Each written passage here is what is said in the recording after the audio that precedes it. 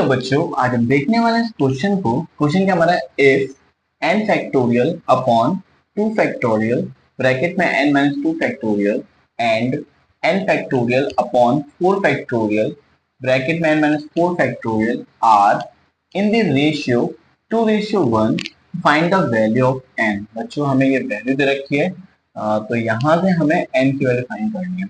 चलिए करते हैं। सबसे पहले वैल्यू हमें रेशियो में दे रखी है, तो उसको हमें रेशियो में लिखते हैं। तो हम लिखेंगे यहाँ पे n फैक्टोरियल अपॉन में 4 फैक्टोरियल, फिर n माइनस 4 फैक्टोरियल, फिर divided by n factorial upon में 2 फैक्टोरियल, फिर n minus 2 factorial is equal to में क्या आ जाएगा, ये आ जाएगा 2 अपॉन 1। रेशियो को हमने क्या किस फॉर्म में लिख दिया, 2 रेशियो। ठीक है बच्चों, अब क्या करना है बच्चों, अब इस तरफ आपको जो बड़ी वैल्यू है उसका फैक्टोरियल खोलना है। जैसे यहाँ पे अगर बात करें n-4 और यहाँ पे बात करें n-2, तो इनमें से सबसे बड़ी वैल्यू क्या है, n-4 या n-2? तो मेरा आंसर है यहाँ पे जो सबसे बड़ी वैल्यू है वो है n-2 फैक्टोरियल। क्यों क्यों चेक करो। तो ये इसको हम क्या लिख सकते हैं, इसको हम लिख सकते हैं n-2, इसको हम क्या लिख सकते हैं n-3, इसको हम क्या लिख सकते हैं n-4। देखो यहाँ पे n-4 फैक्टोरियल आ रहा है, ठीक है। तो इसको ब्रेक करो, है ना, इसको फैक्टोरियल फॉर्म में चेंज करो। ओके, तो देखो यहाँ पे यहाँ लिखेंगे हम n फैक्टोरियल अपॉन में 4 फैक्टोरियल को ओपन करो तो क्या जाएगा 4 मल्टीप्लाई में 3 मल्टीप्लाई में 2 फैक्टोरियल, इसको लिख दो n-4 फैक्टोरियल। अपॉन में क्या आएगा बच्चों, अपॉन में आएगा n फैक्टोरियल, फिर 2 फैक्टोरियल, और n-2 फैक्टोरियल की जगह ये पुट कर दो। ठीक है, आ जाएगा n-2 n-3 n-4 फैक्टोरियल।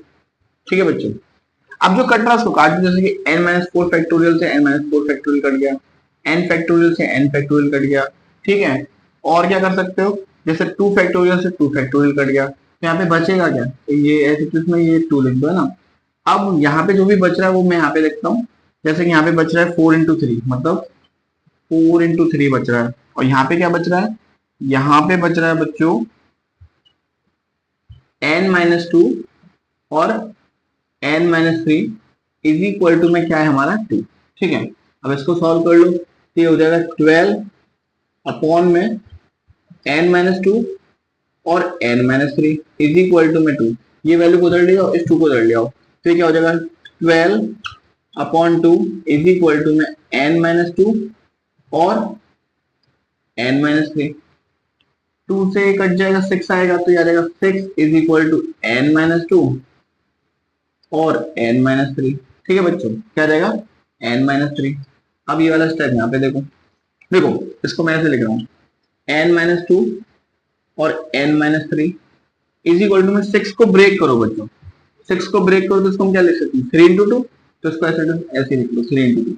अब बच्चों यहाँ पे आपको क्वाड्रिकेशन नहीं बनानी है, यहाँ पे डायरेक्ट फॉर्मूला से यूज करना है। देखो जैसे n-2 और n-3, इनमें से सबसे बड़ा कौन है, इनमें से सबसे बड़ा कौन है बताओ, तो यहाँ पे सबसे बड़ा है n-2, तो ये वैल्यू चली जाएगी 3 के पास, और ये वैल्यू छोटी वैल्यू चली जाएगी 2 के पास। ठीक है, ओके, तो हम इसको क्या लिखेंगे n-2 इज इक्वल टू में 3, और यहाँ लिखेंगे n-3 इज इक्वल टू में 2।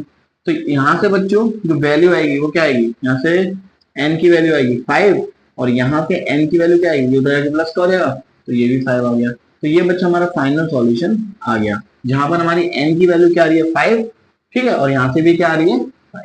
ओके।